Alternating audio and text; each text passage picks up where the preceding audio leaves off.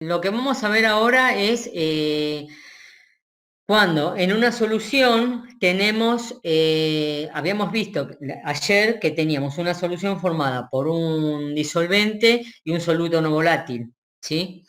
En este caso, la solución, sí, la solución, vamos a arrancar con solución, está formada por componentes líquidos, ambos volátiles, ¿eh? Y ahí viene el problema. Bueno, entonces, vamos a ver esta diapositiva. Dice, cuando un sistema está compuesto por dos líquidos, tales como el agua o el alcohol y el alcohol, que son solubles, y entre paréntesis dice la palabra miscibles. Miscibles quiere decir que se mezclan en toda proporción, ¿eh? Líquidos miscibles son aquellos que son totalmente solubles uno con el otro, ¿sí? Entonces, ahí no podemos hablar de soluto y de solvente, sino que vamos a hablar de componente A, B o componente 1 y componente 2, ¿sí?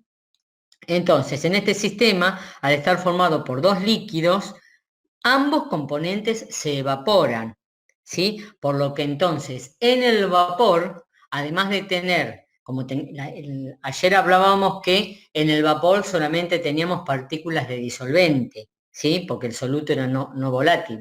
Ahora, ambos componentes que me forman la solución van a ser volátiles, por lo tanto, en el vapor voy a tener tanto del componente A como del componente B, ¿sí? Entonces, dice el símbolo PA lo vamos a utilizar para representar la presión de vapor del componente A. Y PB va a ser para representar la presión de vapor del componente B. ¿Sí?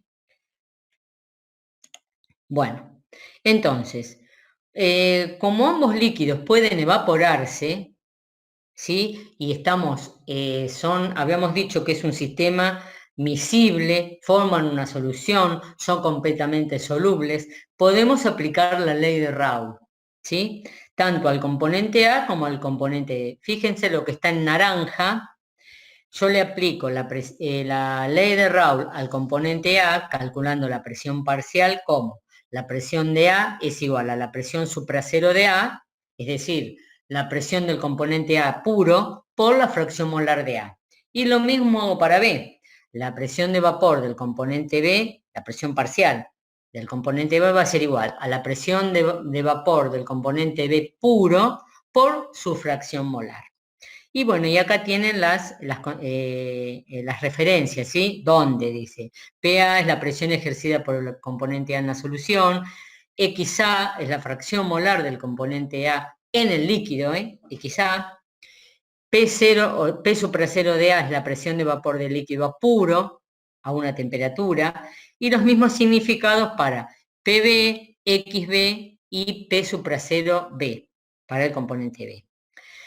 Si nosotros aplicamos la ley de Dalton, ¿qué decía la ley de Dalton? Que la presión total ejercida por una mezcla de gases era igual a la suma de las presiones parciales, ¿sí? Entonces, la presión para este sistema total va a ser igual a la presión parcial de A más la presión parcial de B. Y P sub T representa la presión total del sistema.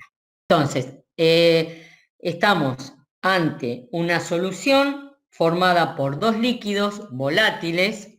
Una solución quiere decir que es un sistema homogéneo. Son dos o más componentes que se mezclan totalmente, ¿sí? Y por lo tanto yo le puedo aplicar o puedo calcular la presión parcial de cada componente aplicando la ley de Raoult a cada componente. Y después, para calcular la presión total, lo que hago es sumar las presiones parciales de cada componente, ¿sí? Y calcular la presión total.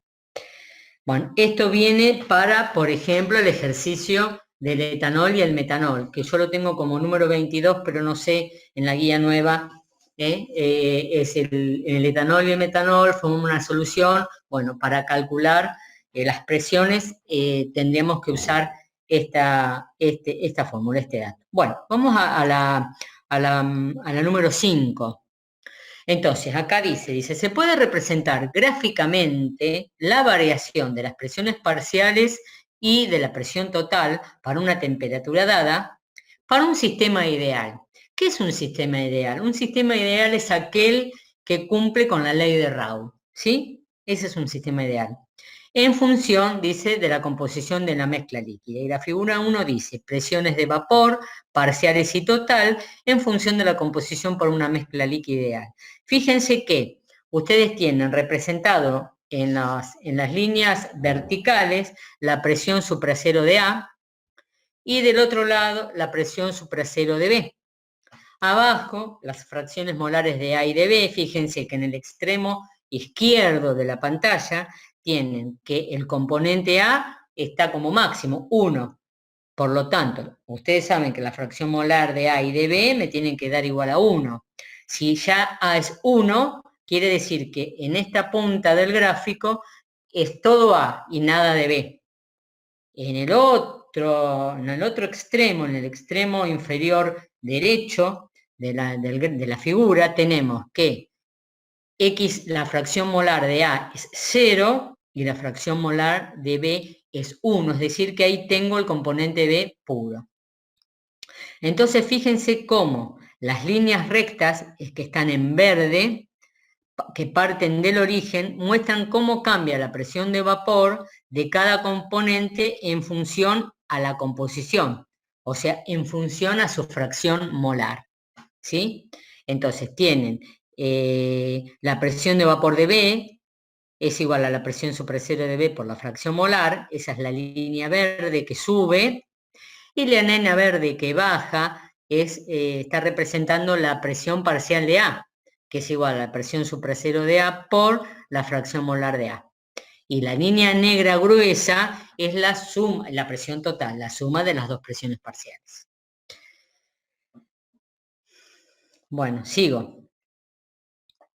Dice, la mezcla de dos líquidos similares exhibe un comportamiento ideal o aproximadamente ideal, como por ejemplo hexano y heptano, y la representación de la presión de vapor en función de la composición es similar a la mostrada en el gráfico anterior.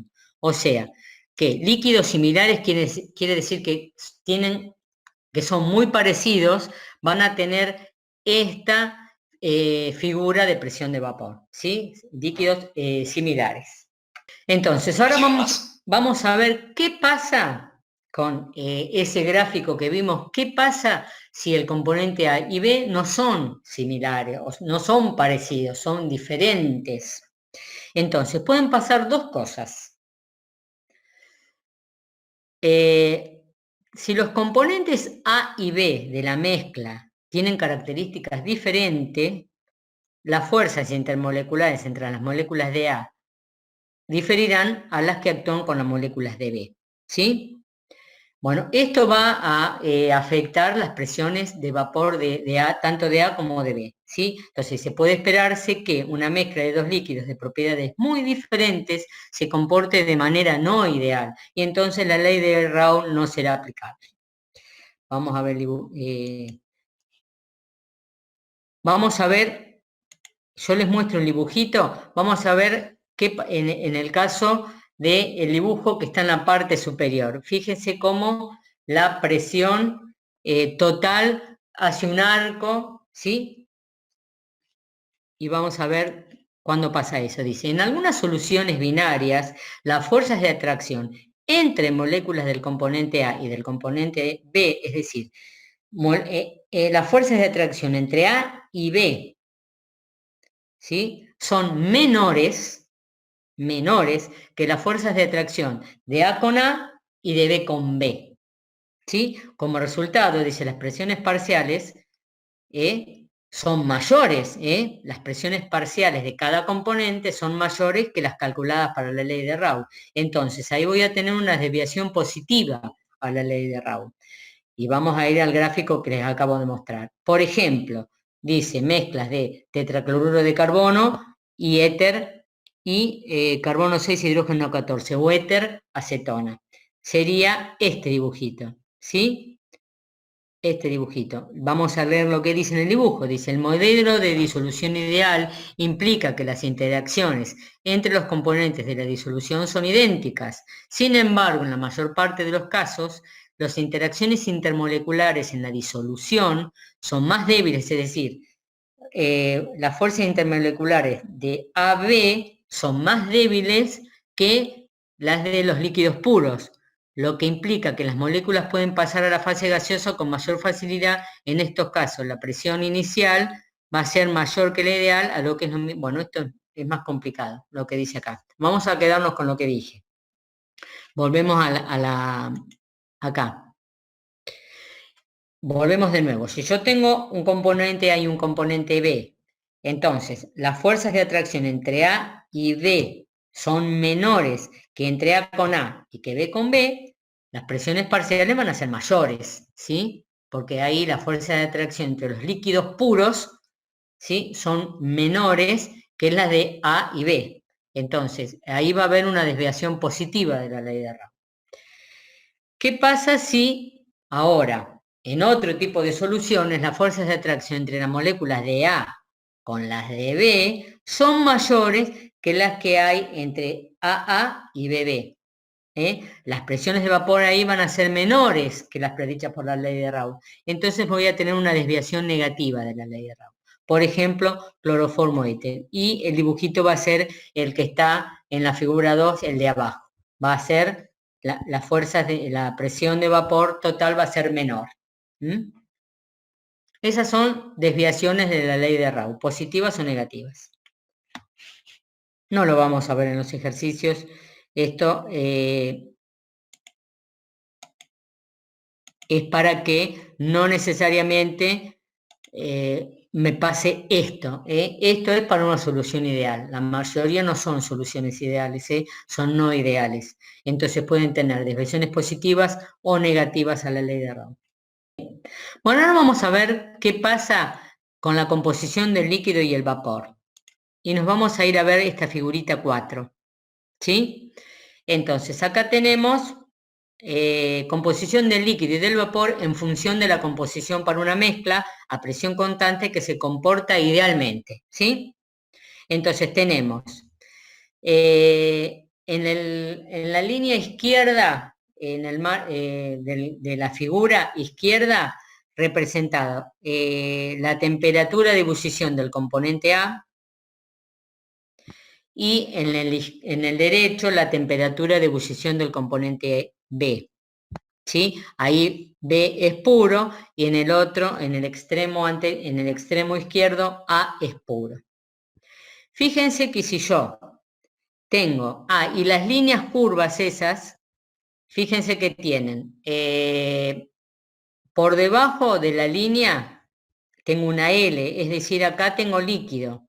En el centro de las dos curvas tengo un equilibrio líquido-vapor y por encima de la línea curva tengo el vapor. ¿Sí? Entonces, el líquido con mayor presión de vapor, dice que es A, el líquido con mayor presión de vapor tiene el menor punto de ebullición. Entonces, por ejemplo, si yo tengo, fíjense que acá abajo tengo la X, subo hasta T y ahí tengo la composición en equilibrio ahí en T. No sé yo si me sé explicar, esto tendría que estar viéndolos, pero bueno. Fíjense ahí qué pasa, que yo tengo el punto T, me voy a la curva de vapor y bajo, y esa es la composición I en el líquido, ¿sí? Bueno, ahí vamos de nuevo, arrancamos otra vez. Entonces, figura 4, tengo en este eje el componente A puro y su temperatura de ebullición, y en el otro eje tengo la temperatura de ebullición de B puro y la fracción molar, y acá tengo B puro. Fíjense que la fracción de molar de B es 1. Entonces, si yo estoy en este punto, que es este punto en donde estoy en el equilibrio líquido-vapor, me muevo a la misma temperatura acá al otro extremo, y acá voy a tener el equilibrio vapor-líquido y bajo, y el I es la fracción molar sea, es la fracción molar de A en el vapor. Este que está acá. Este valor. ¿Sí? El líquido, dice, con mayor presión de vapor A tendrá el menor punto de ebullición. No sé si eso está medio muy entendido acá. Yo acá tengo todo escrito, pero no sé si me van a seguir. A ver, dice, la curva indicada por L, ¿sí? Da la temperatura a la cual la mezcla líquida alcanza la presión externa, es decir, la temperatura de ebullición de la mezcla. La curva indicada por B da la composición del vapor. Bueno, L da la composición del líquido y B la composición del vapor. Por ejemplo, dice a la temperatura T, T, a ver, espérate que... Sí, está bien. A la temperatura T, el líquido tiene una composición X y el vapor una composición dada por Y. Bueno, el líquido tiene esta composición, X, y el vapor tiene esta composición. No es la misma, ¿sí? Vuelvo a repetir. Para una temperatura T, me muevo, no sé si me van siguiendo con el cursor, y digo, bueno, acá cuando toco la línea de abajo del líquido, me voy para abajo y el líquido tiene una composición X, y si me voy a la otra curva de vapor, el vapor tiene una composición Y. X es la fracción molar de ese componente en el líquido, e Y es la fracción molar de ese componente en el vapor. Dice, si se calienta un líquido de composición X, hervirá a la temperatura T y el vapor al comienzo tendrá la composición Y. Bueno, es lo mismo. Resulta evidente que el destilado es relativamente más rico en A, el componente más volátil que el líquido. El residuo que no se ha evaporado, bueno, este último, esto no le vemos bolilla. Bueno, vuelvo otra vez. Si yo tengo representado esta figura y tomo una temperatura, me muevo hasta la curva que me une el líquido y bajo, digo, bueno, el componente A, si quieren, tiene esta composición en el líquido, no es el componente A, es uno X, y tiene este componente en el vapor. Un mismo, o sea, si yo tengo un componente, cualquiera, A o B, va a tener una composición en el líquido y una composición, va a haber una X cantidad en el líquido y una Y cantidad en el vapor. La fracción molar en el líquido se representa por X y la fracción molar en el vapor se representa por Y. Después vamos a ver cómo calculamos X ya lo saben calcular. Vamos a ver cómo vamos a calcular la composición en el vapor o la cantidad en el vapor que hay de cada componente. Bien, ahí dice Julieta que no entendió mucho. Sí. Y después Federico que también entendió. Bueno, Julieta, vamos de nuevo. Vamos de nuevo. Yo tengo una temperatura que es T, ¿no es cierto? Me muevo en línea recta hacia la primer curva, ¿sí? Y digo, bueno, en el líquido tengo esta composición, X. Ahora, me sigo moviendo hacia la izquierda y en el vapor tengo esta composición Y. ¿Sí? Entonces, a la temperatura T, el líquido tiene una composición X y el vapor tiene una composición dada por Y. ¿Sí? Entonces, la fracción molar en los líquidos es X y la fracción molar en el vapor es Y. Acá no me habla ni de A ni de B. Vamos a suponer, si nos vamos moviendo, si miramos abajo, cada vez que me muevo para la derecha voy a tener menos de A en el líquido y más de B.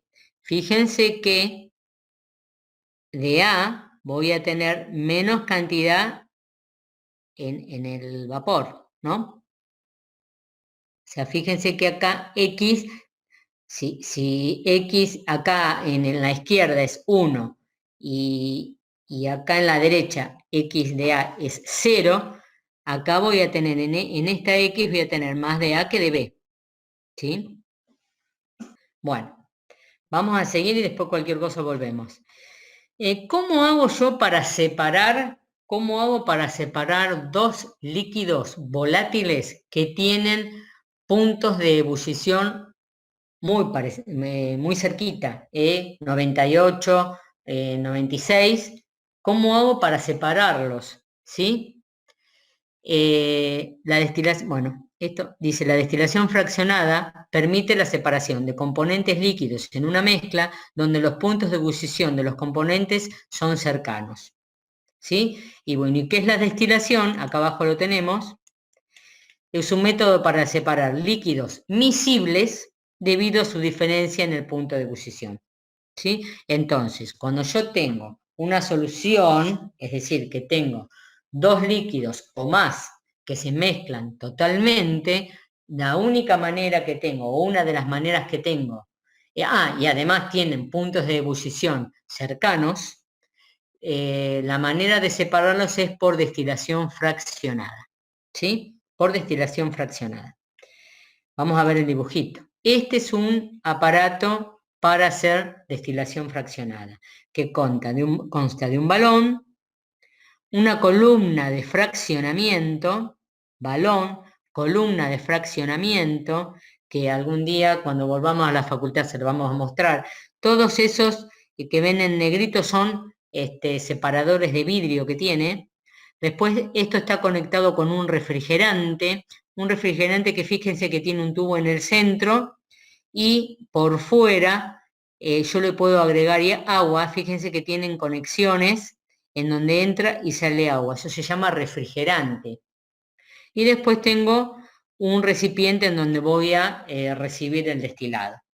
Entonces, en este aparato pongo los dos, la solución, ¿sí? Cuyos componentes tienen puntos de ebulliciones cercanos. Entonces, lo pongo a calentar, aquel componente que tenga menor punto de ebullición va a hervir, ¿sí?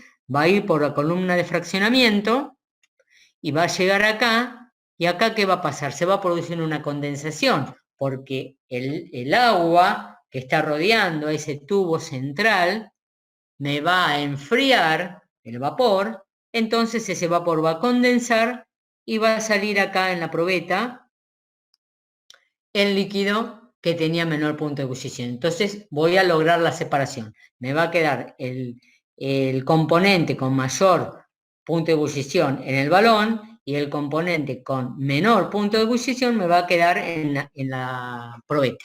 Entonces ahí voy a lograr la separación. Esto es una separación por destilación fraccionada. ¿Franco? Todo bien por ahora, no hay Bueno, ninguna duda así. entonces esto Más. recuerden que es, ¿para qué me sirve una destilación fraccionada? Para separar los componentes de una mezcla miscible en donde sus componentes son líquidos, volátiles y miscibles, es decir, que no lo puedo separar por decantación, sino que son líquidos miscibles. Y otra propiedad que tienen, puntos de ebullición cercanos. Entonces, tomo este aparato, lo agrego en el balón, le doy calor, ahí esta es una plancha calefactora, lo que tiene abajo el balón, en el dibujo, sube aquel que llega al punto de ebullición, sube por la columna de fraccionamiento, pasa por el refrigerante, en el refrigerante condensa y sale aquel componente que tiene menor punto de ebullición separado del otro. ¿Sí? Bueno, ¿qué pasa ahora si los componentes me forman o se ponen en contacto dos líquidos que son no mezclables, es decir, inmiscibles? Entonces, ahí dejo de tener una solución. Va a ser un sistema heterogéneo, ¿eh? No hablo más de solución. Entonces, ¿qué va a pasar acá? Vamos a leer. Dice, cada uno de ellos continuará ejerciendo su presión de vapor a la temperatura de trabajo, independientemente de la presencia del otro, ¿eh? ¿Sí? Cada uno va a ejercer su presión como si estuviera solo. Estas presiones de vapor individuales no dependerán de las cantidades de los dos componentes, por lo cual la presión total es independiente de las cantidades relativas. Cuando nosotros teníamos líquidos miscibles, la presión parcial, la presión de cada componente, la teníamos que multiplicar por la fracción molar de cada componente, porque dependía de cuánta cantidad de ese componente hubiera en la solución. En este caso, no, porque cada uno, como no se mezclan, van a estar cada uno ejerciendo presión por separado, ¿sí? Por ejemplo. Preguntan si sí. Un ejemplo sería el agua y el aceite. Bueno, ahí está, ahí vamos. Dice, sabemos que el agua, claro, el agua y el aceite. Dice, sabemos que el agua ejerce una presión de vapor de 770 torr a 100 grados y si se pone en contacto con bromo-benceno, que es un compuesto orgánico, no miscible con el agua, sin miscible, a esa temperatura, habrá una presión adicional de 141, debido justamente a la presión de vapor de bromo-benceno. O sea que la presión total, vamos a ver lo que está escrito acá en amarillo, la presión total es igual a la presión de vapor del agua más la presión de vapor de bromo-benceno, es decir, 760 más 141, es decir, que la presión total va a ser 911 torr. Noten la diferencia con el cálculo que hacíamos cuando los líquidos eran miscibles, que a cada presión la teníamos que multiplicar por la fracción molar del componente en cuestión. Acá no, acá sumo directamente las presiones, porque cada componente, como no se mezcla con el otro, ejerce su presión como si estuviera solito. Y la presión total va a ser la suma de las presiones individuales, ¿sí? De cada uno. ¿Eso quedó entendido, Franco?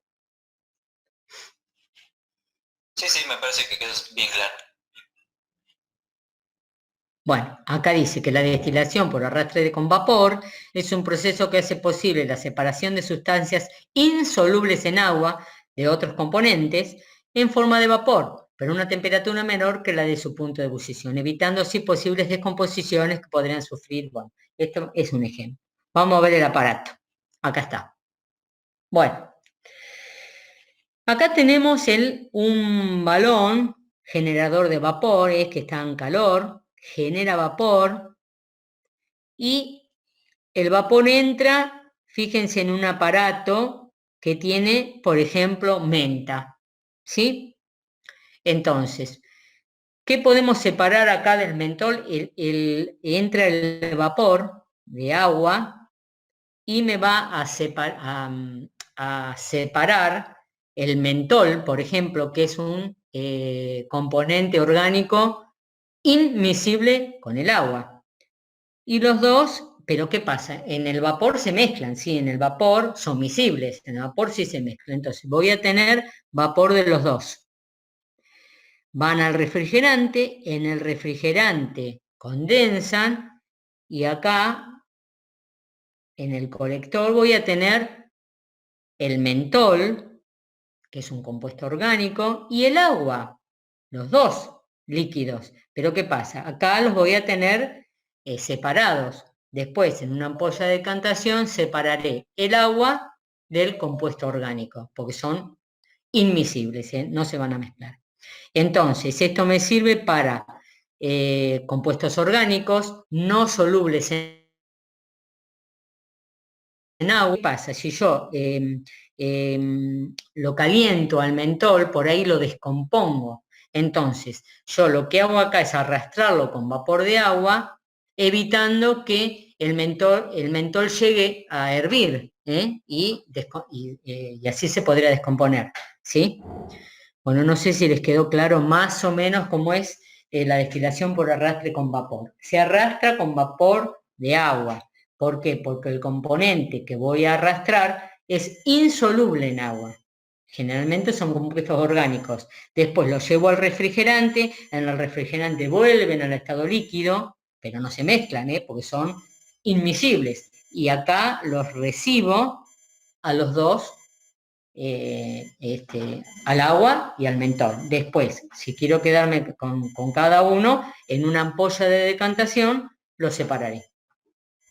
Bueno, Franco. Todo ok. Bueno, No hay ninguna duda. ¿cómo hacemos las cuentas acá? ¿Cómo vamos a hacer los ejercicios? Dice, como en la fase líquida el sistema es heterogéneo, para ambos porque ambos líquidos son miscibles, no puedo aplicar la ley de Raoult. Ojo acá, ¿sí? Si yo tengo un ejercicio en donde me dice, tengo dos líquidos inmiscibles, me olvido de la ley de Raoult. Ya está, porque la ley de Raoult la puedo aplicar únicamente para líquidos miscibles, para calcular la presión parcial de cada componente en la solución. ¿Sí? Para líquidos miscibles. Acá no lo puedo usar, ¿sí? Entonces, como en la fase líquida yo voy a tener que ser un sistema heterogéneo, no voy a poder trabajar en la fase líquida. Trabajo en la fase vapor, que ahí sí son miscibles. En el vapor se mezcla todo.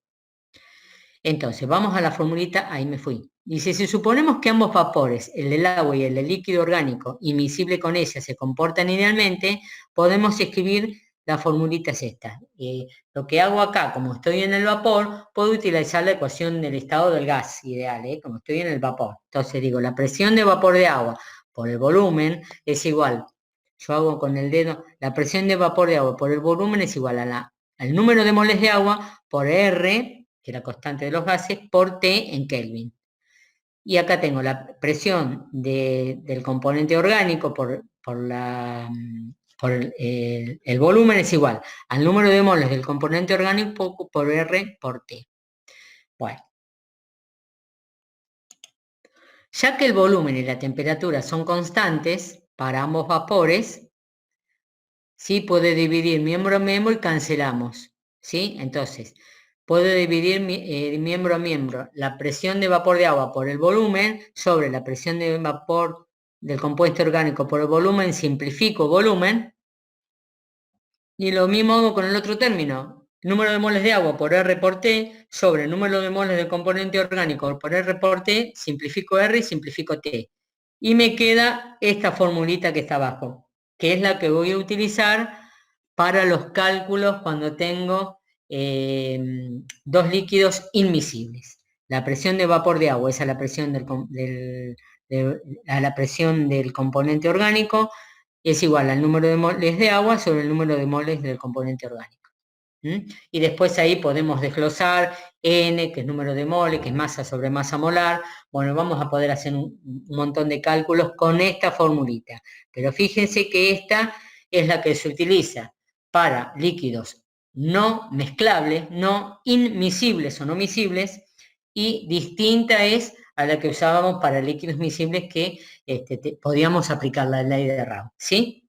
Bueno, Franco, vuelvo. No sé si quieren ver algo, que vuelva para atrás. Yo les aconsejo que con esto ahora que vimos, con la grabación, vuelvan al teórico de Gustavo. Cualquier duda que tengan, porque ahí hace otro, pues yo a eso no me quise meter, pero si tenemos la suerte que él pueda estar en línea en algún momento, le puedan consultar. Igual, yo les voy a dar el mail, ahora lo voy a poner en el grupo de Gustavo, y no le tengan miedo, pregúntenle, por favor, pregúntenle por qué está esperando que lo consulten, y bueno, él es el que maneja todos estos temas mucho mejor. Así que por favor, pregúntenle bien a él, que les va a contestar. Moni, dos Sí, preguntas tienen. sí, Una preguntan si el volumen y la temperatura son constantes. sí, Para sí. este caso, yo acabo de responderles que no son constantes, sino que son iguales. Claro, pero acá sí, ya que el volumen y la temperatura, claro, son iguales, serían, sí. Sí. Así que eso habría que corregirlo, no, o sea, no es que es constante, no No. tenemos como la R que es constante. No, serían iguales, tenés razón, sí. Volumen se pueden simplificar porque sería el mismo volumen arriba y abajo y la misma temperatura arriba y abajo. No es que son constantes, son iguales, sí. Tienen el mismo valor, digamos. El B Arriba y abajo es el mismo volumen y sería la misma temperatura, por eso se simplifican. Y el R, por supuesto, que se simplifica también porque es el mismo. Sí, Franco, Bien. ¿qué más? Luego Julieta pregunta, ¿cómo se pasa de gas a líquidos? ¿Cómo se pasan a gas los líquidos? ¿En dónde? No entendí eso. Sí, vamos Supongo que acá, calentando, de me gas a parece que líquido, está acá. calentando. Confirmame Eh, Julieta a ver si... sí, debe ser en la destilación por arrastre. ¿Es eso o es la curva de presión de vapor? No, está bien, es eso. Bueno, vuelvo otra vez. Vos tenés, acá donde están los dibujitos de la menta, una vez que el vapor de agua entra, ¿sí? Lo que hace es generar vapor del mentol, ¿sí? Entonces, acá dentro, en este sistema, vas a tener vapor de agua y vapor del compuesto orgánico, que te pongo el ejemplo del mentol, ¿sí?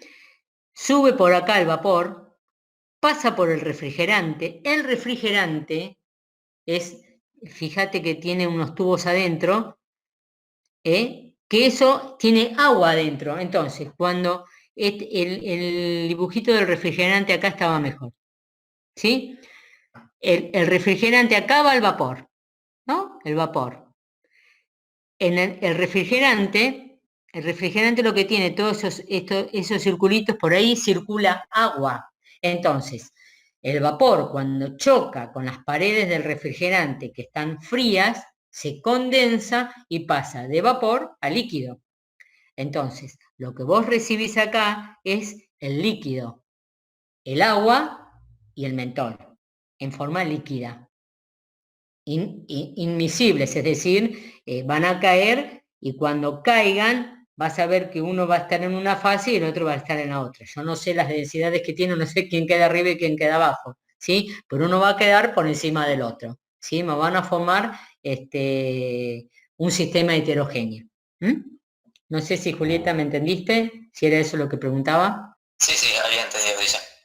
¿Sí? Es ahí, es en el refrigerante donde pasa de vapor a líquido porque se condensa, ¿eh? Por el simple hecho de tocar las paredes del refrigerante que están frías, el vapor cuando pasa se condensa y vuelve al estado líquido y ahí ya tenés el mentol, que sería el componente orgánico del agua separado, por supuesto, porque no se mezclan.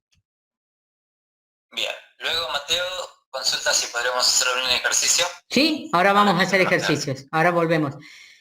Chicos, estos PowerPoint cuando los chequee bien y los tenga bien arreglados, porque por ahí veo cositas que no me gustan, los voy a subir a la web cátedra, ¿eh?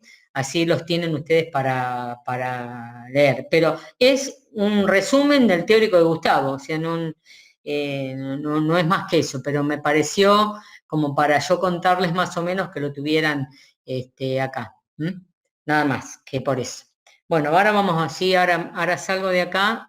¿Vamos a hacer algún ejercicio de estos? Bueno, dice el etanol y el metanol forman una solución cercana a la ideal, o sea, son miscibles, ¿sí? Eso me está diciendo que si me dice forman una solución, es que se trata de líquidos miscibles. A 20 grados, la presión de vapor del etanol y metanol puro son 44 para el etanol y 88,7 torr para el metanol. Dice, interprete un gráfico P versus X, el cumplimiento de la ley de Raoult. Calcule la fracción molar del etanol y el metanol en una solución al 60%. Bueno, calcule las presiones parciales y calcule la fracción molar del etanol en el vapor. Bueno, dice, el etanol y el metanol forman una solución cercana al ideal. Bueno, dados los datos, interprete un gráfico P versus X, o sea, presión en función de la fracción molar al cumplimiento de la ley de Raoult. ¿Sí? Bueno, fíjense que en la parte izquierda, ¿sí? Del dibujo, tienen E puro, o sea, el etanol puro. La fracción molar de E es 1 y la fracción molar del metanol 0. Y ahí representé 44 milímetros de mercurio la presión del etanol. Del otro extremo, ¿sí? Tengo el metanol puro, con su presión de vapor, que es 88,7 milímetros de mercurio. Ahí está, perfecto. Perfecto. Ahí está. ¿Sí? Entonces, fíjense acá, fíjense ahí. Entonces, volvemos. Tenemos presión de vapor de puro, 44 milímetros de mercurio. Presión de vapor de metanol puro, 88,7 milímetros de mercurio. La línea punteada en color rosa es la presión total del sistema, ¿sí? Y las líneas que me unen del origen del etanol puro es esta, y la de la presión de vapor del metanol es esta otra. Entonces, ¿cómo calculo la presión de vapor de cada uno? Como son líquidos miscibles, puedo utilizar para cada componente la ley de Raoult. Entonces, la presión de vapor del metanol va a ser igual a la presión de vapor del metanol puro por la fracción molar del metanol. Y la presión de vapor del etanol es igual a la presión del etanol puro por la fracción molar del etanol. ¿Sí? Como ambos componentes son volátiles y miscibles, ¿sí? Acá aplico la ley de Dalton. ¿Por qué? Porque yo, para calcular la presión total, tengo que sumar las presiones parciales. Eso es lo que dice Dalton, que la presión total del sistema es igual a la suma de las presiones parciales. ¿Sí? Entonces, lo que hago en la última parte acá del dibujito, de la foto, dice que la presión total es igual a la presión parcial del etanol, presión 0 por la fracción molar del etanol, más la presión molar del metanol, que hice, por la fracción molar del metanol. Bueno, entonces, interprete el gráfico. No me pide la presión total todavía. Después sí. Ah, bueno, después en el ejercicio sí me las piden. En el inciso de B dice, calcule la fracción molar del etanol y del metanol en una solución 60% en masa del etanol. ¿Qué quiere decir 60% en masa? Que tengo 60 gramos de etanol cada 100 gramos de solución. Eso es lo que quiere decir 60% masa es masa. Ahí tenemos. ¿Cómo saco la fracción molar del etanol? Ustedes saben que para calcular la fracción molar del etanol es el número de moles del etanol dividido el número de moles totales. Entonces, número de moles de etanol. Si es 60% de etanol, quiere decir que en 100 gramos de solución, 60 gramos son etanol. ¿Sí? Entonces, arriba es 60 dividido la masa molar del etanol, que es 46, sobre el número de moles de etanol otra vez, 60 dividido 46, más 40, que es el metanol, dividido la masa molar del metanol, que es 32. Esa cuenta les da 0,511. No tiene unidades. Vamos ahora para calcular, bueno, ahora hay que calcular las presiones parciales. Ah, bueno, porque me pedía, calcule la fracción molar de etanol y del metanol. Ustedes saben que la suma de la fracción molar del etanol y del metanol es igual a 1, o sea, la suma de las fracciones molares de cada componente me tiene que dar igual a la unidad. Si yo ya tengo la del, ¿cuál había calculado? La del etanol, 1 menos la del etanol me va a dar la del metanol. Esta es la del etanol, que es 0,511. 1 menos la del etanol me va a dar la del metanol. 0,489 es la fracción molar del metanol. Bueno, entonces, ahora calculo las presiones parciales de cada uno usando la ley de Raoult. ¿Sí? Calculo las presiones parciales de cada componente y la presión de vapor total de la solución. Bueno, entonces, la presión parcial del etanol va a ser, aplicando la ley de Raoult, la presión de vapor del componente puro por la fracción molar del etanol. ¿Sí? La presión va a ser 44 torr por 0,511. Eso me da la presión de vapor de la presión de vapor del etanol en la solución. Vamos a ver la del metanol. Va a ser la presión de vapor del metanol puro, 88,7, por su fracción molar, que la acabamos de calcular acá arriba. Me va a dar 43,37. aplicando Dalton, digo que la presión total es la suma de 22,48 más 43,37, es decir, 65,85. ¿Sí? Esa es la presión total. ¿Por qué puedo utilizar la ley de Raoult? Porque es una solución formada, como su nombre lo dice, es un sistema homogéneo, por lo tanto, sus componentes son miscibles. ¿Sí? Si no dice la palabra solución, o si me dice que son inmiscibles, no puedo calcularlo así. Ojo con los ejercicios, ¿sí? Esto lo puedo hacer siempre y cuando se trate de una solución formada por componentes miscibles, ¿sí? Miscibles. Bueno, después me dice, calcule la fracción molar del etanol en el vapor. Bueno, para calcular la fracción molar de cualquier componente en el vapor, se calcula así. Lo habíamos visto en el resumen, en el PowerPoint.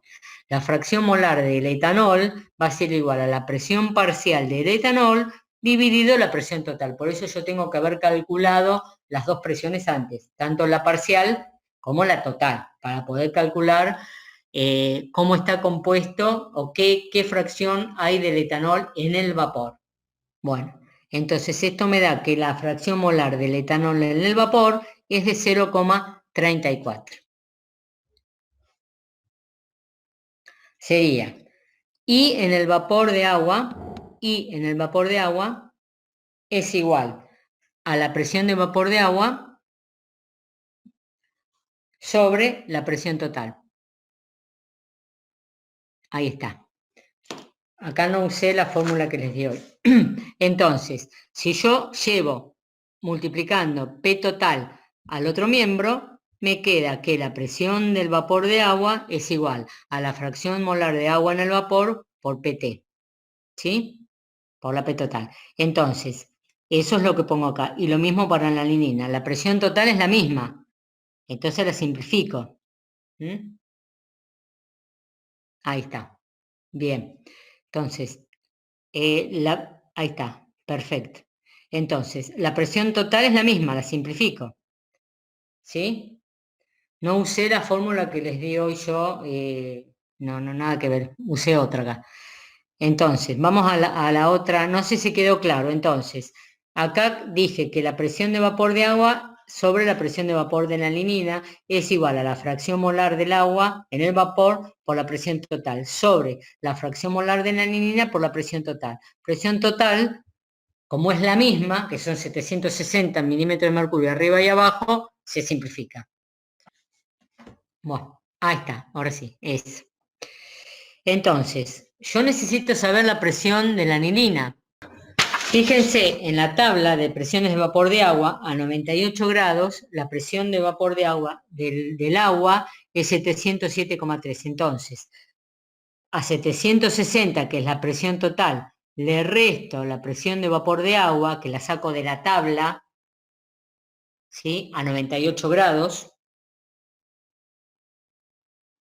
y me da que la presión de la lignina es 52,7 milímetros de mercurio.